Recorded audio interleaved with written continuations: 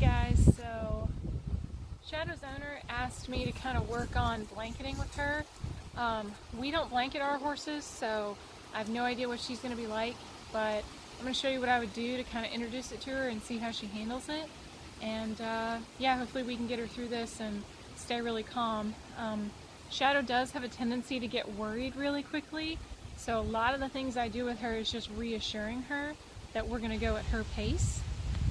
Which is just slow and steady for her. She needs a lot of reassurance. She wants to get the right answer, but she's a little bit scared sometimes.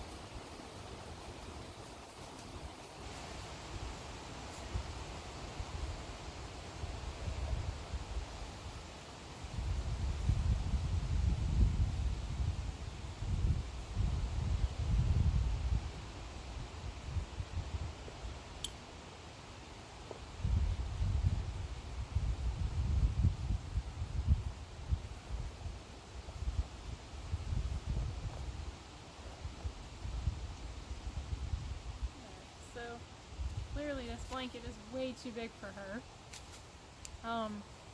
But what I want you to notice is that I don't just immediately try to swing it up over her head. I kind of rub it on her for a second, kind of gauge how she's feeling.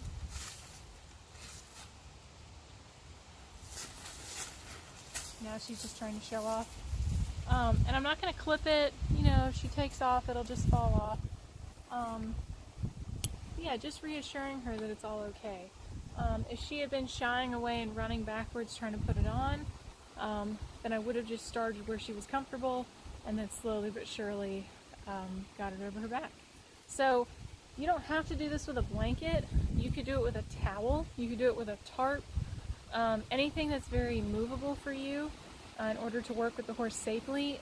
Trying to teach a horse to blanket with a blanket can be dangerous because there's a lot of straps and there's a lot of buckles and things that you or the horse could get hung up on.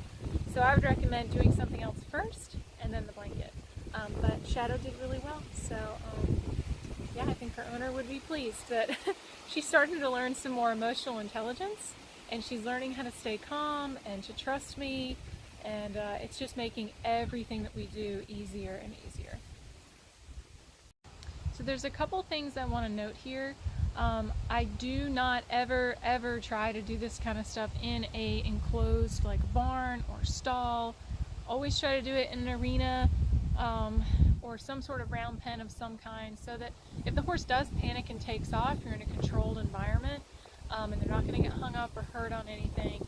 The other thing is that I do keep the lead rope in my elbow so that if she turns her hips to me, I can swing her back around, because I don't want to get set up to get kicked if she spooks.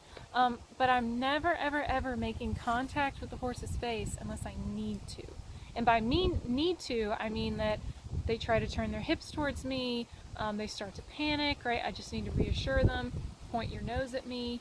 But I don't ever micromanage where the horse goes. You have to give them options in order to make them safe. If a horse feels like it doesn't have options, you're putting them in a very scary situation, and they're either going to fight or flight. So a blanket, it doesn't seem all that dramatic, but to them it's like, what is this? Like, why is this thing wrapped all the way around me? So give the horse the option to leave and reassure them that when they get the right answer, it's not a big deal, right? We're just going to stand here and hang out. But I wanted to make that note. Don't do this in an enclosed, small area. Don't be pulling on your horse's head. Don't have two people choking down on them because you cause them to panic.